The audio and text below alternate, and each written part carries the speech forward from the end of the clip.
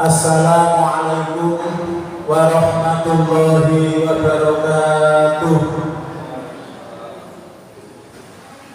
Bismillahirrahmanirrahim. Alhamdulillahilladzi ja'ala as-siyama junnah wa ja'alahu sababan musilan ilal jannah. Asyhadu an la ilaha illallah wahdahu la syarika lah wa asyhadu anna Muhammadan abduhu wa rasuluh. Allahumma sholli ala Muhammad wa ala alihi wa ashabihi ajma'in, amma ba'du. Wa qala rabbi ishrah li sadri wa yassir li amri wahlul 'uqdatam min lisani yafqahu qawli. Rabbi zidna ilma warzuqna fahma. Allahumma inna nas'aluka ilman nafi'an wa rizqan thayyiban wa 'amalan mutaqabbala. Amin ya rabbal alamin. Ingkang sami-sami kita hormati dumateng Bapak Ketua Pengurus Mushola Al-Hidayah, panjenenganipun Bapak Khosim Raji beserta seluruh bapak-bapak ingkang lintu sebagai pengurus Mushola Al-Hidayah, hadirin wal hadirat dumateng para bapak, para ibu, sedherek sedaya jamaah pengajian menjelang berbuka. Mugi-mugi kita sedaya selalu dirahmati dan diberkahi oleh Allah Subhanahu wa taala. Pertama-tama kita sareng-sareng bersyukur dumateng ngarsanipun Allah Subhanahu wa taala atas segala rahmat lan nikmatipun Allah. Di antawisipun inggih menika nikmat rahmat ingkang arupi kesehatan, kesempatan lan umur panjang, sehingga kita dipun takdiraken dening Allah Subhanahu wa taala bisa berjumpa dengan bulan yang agung, bulan yang penuh berkah, inggih menika bulan Ramadan. Keagungan lan keberkahan bulan Ramadan menika dipun dawuhaken oleh Rasulullah sallallahu alaihi wasallam dalam hadis riwayat Tirmidzi, dalam hadis riwayat An-Nasa'i saking sahabat Abu Hurairah. Rasulullah sallallahu alaihi wasallam bersabda, "Kana Rasulullah sallallahu alaihi wasallam yubassiru ashabahu wa yaqulu."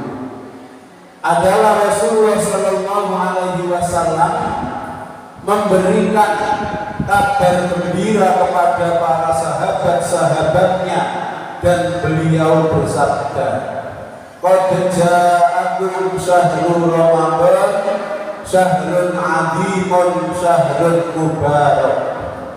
Telah datang kepada kalian bulan Ramadan, yaitu bulan yang agung dan bulan yang penuh berkah. Bagaimanakah keagungan dan keberkahan bulan Ramadan?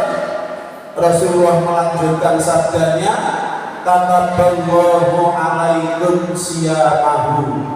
Allah Subhanahu wa taala mewajibkan atas kalian untuk berpuasa. Sebagaimana Allah berfirman dalam Al-Quran surat Al-Baqarah ayat 183, wonten muqaddimah kala wau sampun dipun waos kalian Bapak Khosim, "Ya ayyuhalladzina amanu kutiba alaikumussyam kama kutiba alal ladzina min qablikum la'allakum tattaqun." Wahai orang-orang yang beriman, insyaallah kula panjenengan sedaya niki termasuk tiyang-tiyang ingkang beriman nggih. Para bapak-bapak beriman nggih, ibu-ibu juga beriman, maka dipanggil oleh Allah. Dan dipanggilnya hanya di dalam bulan Ramadan ini saja.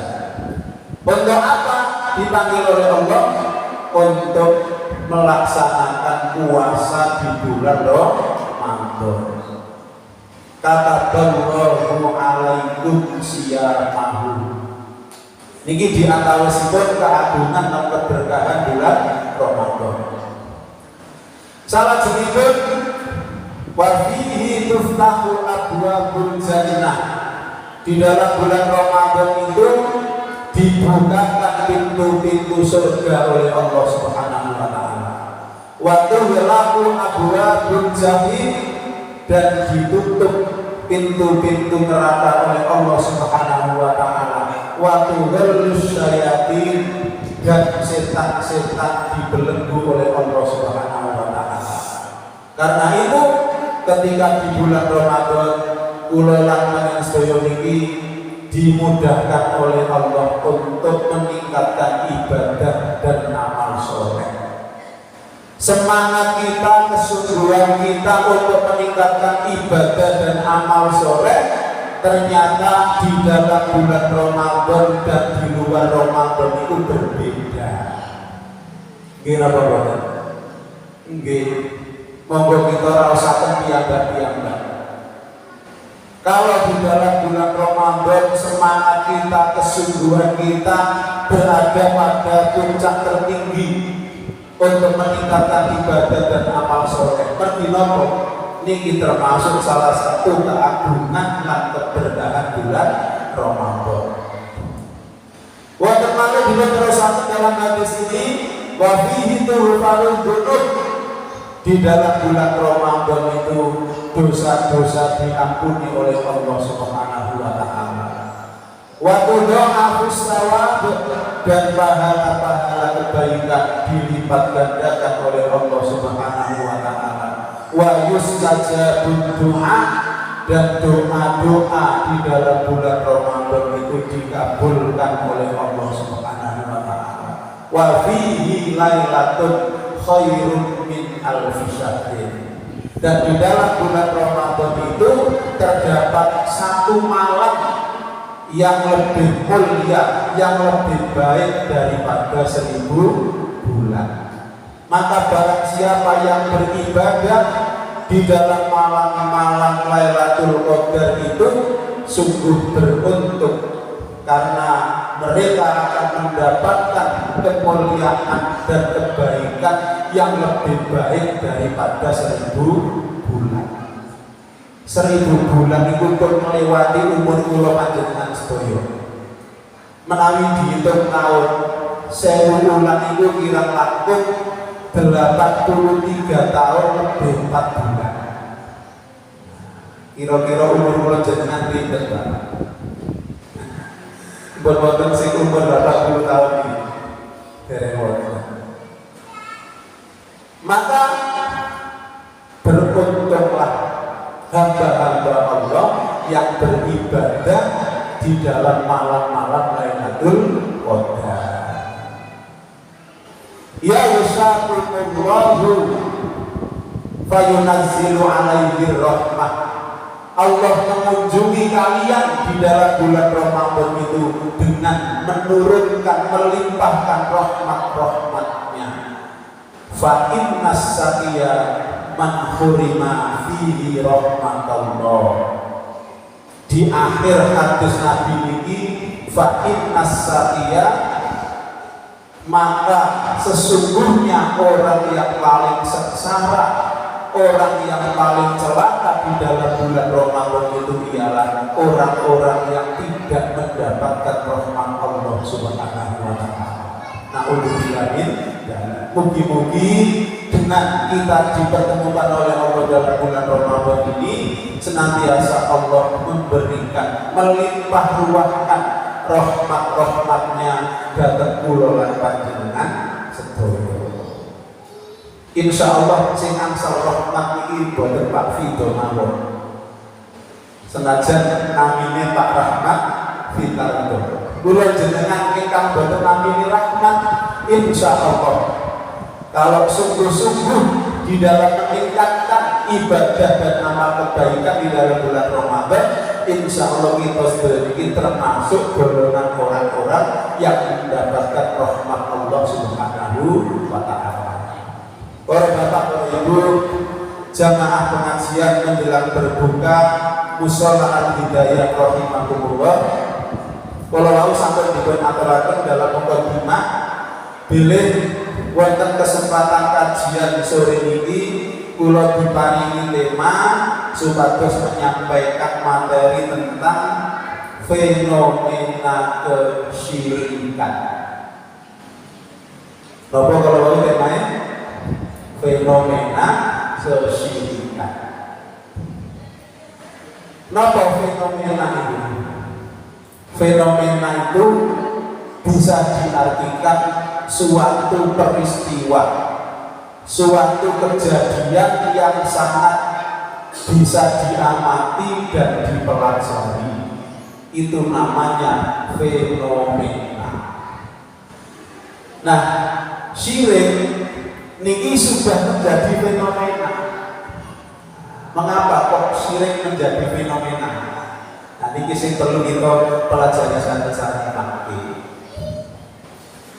Nah, fenomena itu ada dua sifat.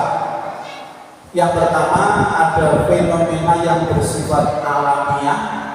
Yang kedua fenomena itu ada yang bersifat sosial. Terus ada fenomena alamiah dan ada fenomena sosial.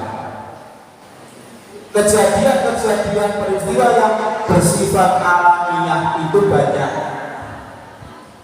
Contoh terjadinya gempa bumi, tanah longsor, banjir bandang, dan fenomena alam yang lainnya itu semuanya adalah termasuk fenomena yang bersifat alamiah. Nah, yang nomor kali ada fenomena yang bersifat sosial, yaitu fenomena gejala atau kejadian karena adanya perubahan nilai atau sikap perilaku di dalam kehidupan sehari-hari. Maka syirik ini sudah menjadi fenomena dalam kehidupan masyarakat. Bahkan pada masa jahiliyah pun sudah terjadi apa yang disebut dengan kesyirikan.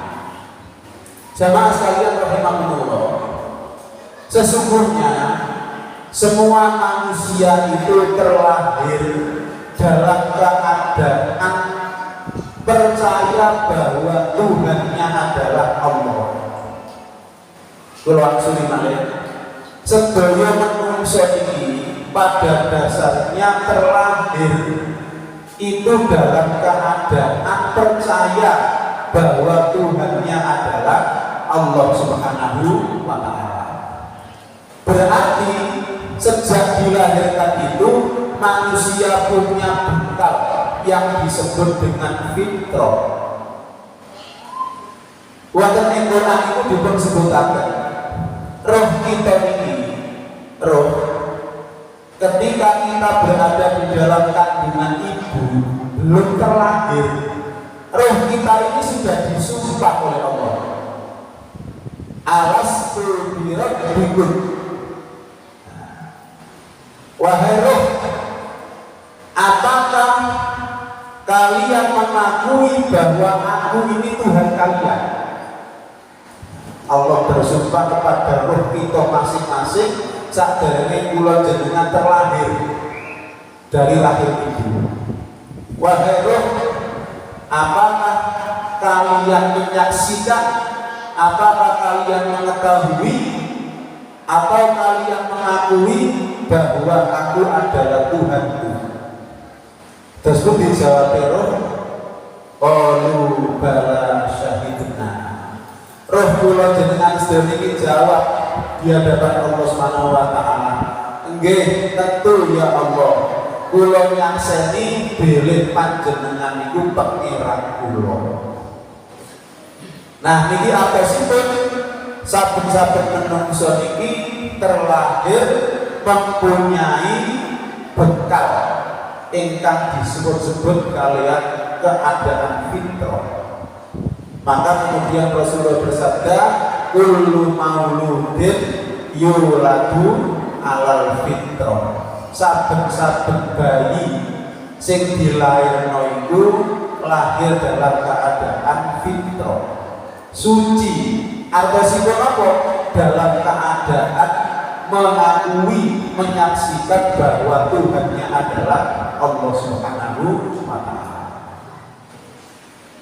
Lah terus kok gede-gedene ana sing gak percaya Tuhan Allah, ana sing percaya Tuhan Yesus, ana sing percaya Tuhan kepada dewa-dewa. Maka Rasulullah bersabda dalam hadis qolwahu, fa'abawahu yuhawwidanihi aw yunassiranihi aw yumajjisanihi. Maka kedua orang tua lah yang menjadikan anak itu menjadi orang Yahudi, orang Nasrani, dan orang Majusi, yang pada akhirnya tidak percaya kepada Tuhan itu Allah Subhanahu wa Ta'ala. Para bapak, para ibu, jamaah sekalian rahimakumullah, menawi ngoten banjur napa syirik niku kok menjadi fenomena. Maka ini perlu kita pahami pengertian syirik baik menurut bahasa maupun menurut istilah. Dalam pengertian secara bahasa, syirik itu berasal dari bahasa Arab, yaitu dari kata syarika yasroku atau dari kata asrota yusriku, yang artinya adalah bersekutu atau berserikat. Yang namanya bersekutu atau berserikat itu berarti boten setunggal malih, boten tunggal malih. Tetapi yang disebut bersekutu, berserikat itu maka minimal adalah dua. Maka menurut bahasa pengertian syirik ini kemudian diterjemahkan menurut istilah. Apa syirik itu? Syirik itu adalah menyekutukan Allah dengan sesuatu yang lain. Atau syirik itu diartikan menduakan Allah dengan sesuatu yang lain, membuat tandingan Tuhan lain selain Allah. Itu pun dinamakan dengan syirik. Maka di dalam salah satu hadis sahabat Ibnu Abbas ini nanti menyampaikan, anta ja'ala lillahi niddan wa huwa khalaqaka. Bagaimana engkau menjadikan sesuatu sekutu bagi Allah, sedangkan Allah itu dialah yang menciptakan kamu. Wong Allah ini sing nyiptakan kula panjenengan sedaya. Mengapa kita manusia itu membuat sekutu selain Allah Subhanahu wa Ta'ala?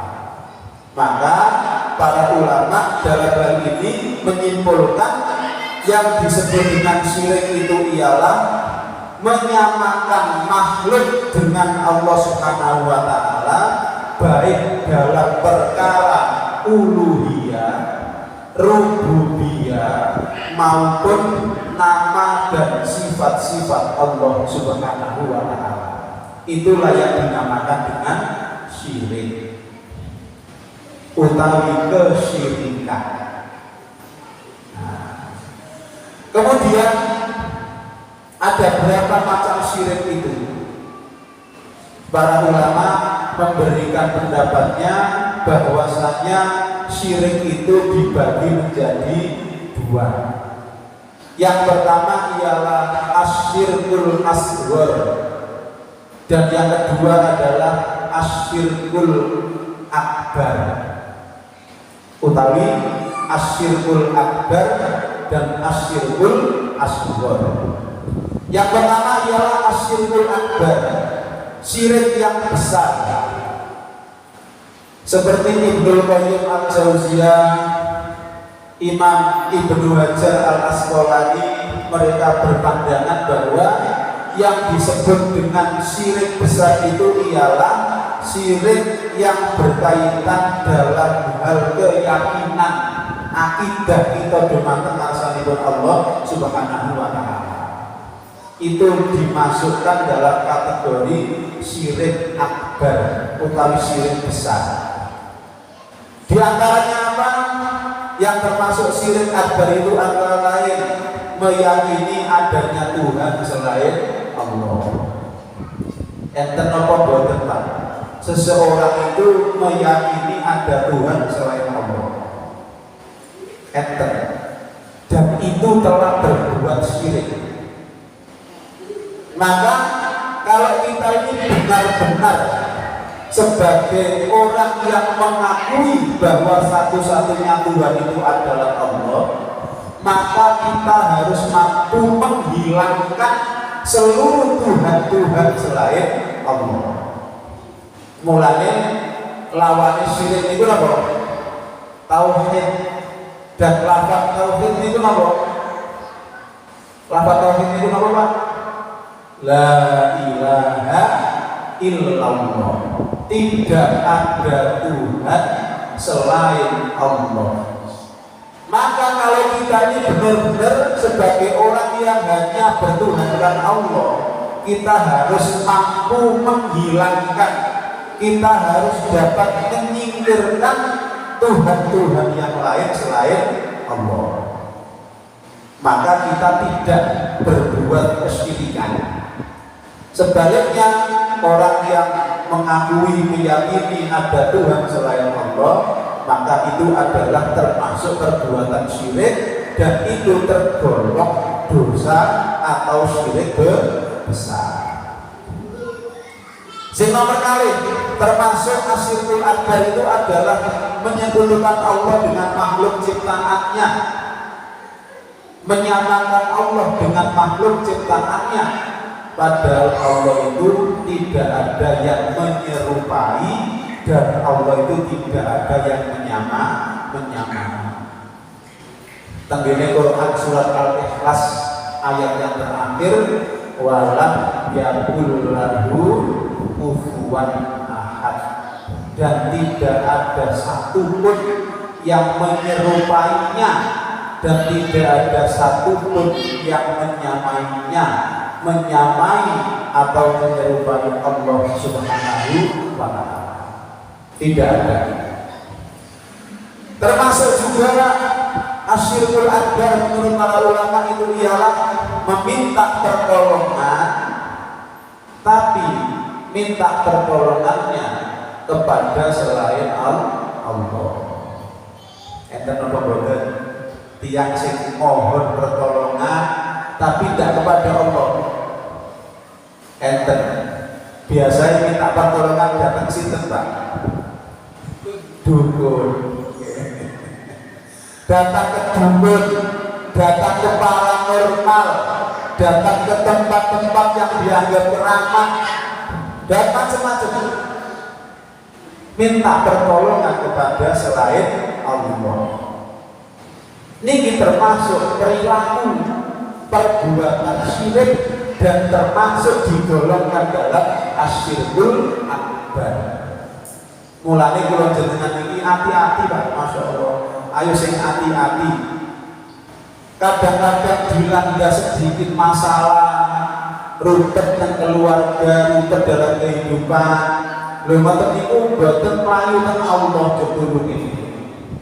Jadi ku apa Pak Bos? Melayu kan kene dukun. Melayu mulat kok teku dene mulat. Teng Surawiti. Nek itu teku di mana? Teng Iroro Kidul, teng Gunung Kawi. Sesat itu. Padahal kita sudah berikrar. Kalau jenengan sebagai orang Islam, orang yang beriman, naudzubillah, kita sudah berikrar di hadapan Allah saben-saben sholat. 5 waktu kita berikrar 17 kali, setiap kali baca surat Al-Fatihah. Bukankah kita dalam sholat itu selalu membaca surat Al-Fatihah sampai pada ayat Iyyaka na'budu wa iyyaka nasta'in. Napa tersebut itu Pak? Kula jenengan kudu paham artinya. Pun atas boten ngerti artine bendina diwaca salat, bendina diwaca salat, gak ngerti maksudnya. Ketika kita sampai pada ayat itu, kita harus menghadap kepada Allah. Iyyaka na'budu ya Allah, namun datang panjenengan kula niki nyembah. Wa iyyaka nasta'in, ya Allah namun datang panjenengan kula niki nyuwun pertolongan. Saben-saben kita nyuwun datang Allah. Surat Al-Fatihah saben-saben sholat, ya Allah datang panjenengan kula niki nyembah lan hanya datang panjenengan kula niki nyuwun pertolongan. Nah ternyata kadang-kadang dalam kehidupan ini kula dengan sumpah, misalnya diparingi coba sakit sing rada daku boten sembuh-sembuh, sampun teng rumah sakit teng dokter kok dereng diparingi kesembuhan.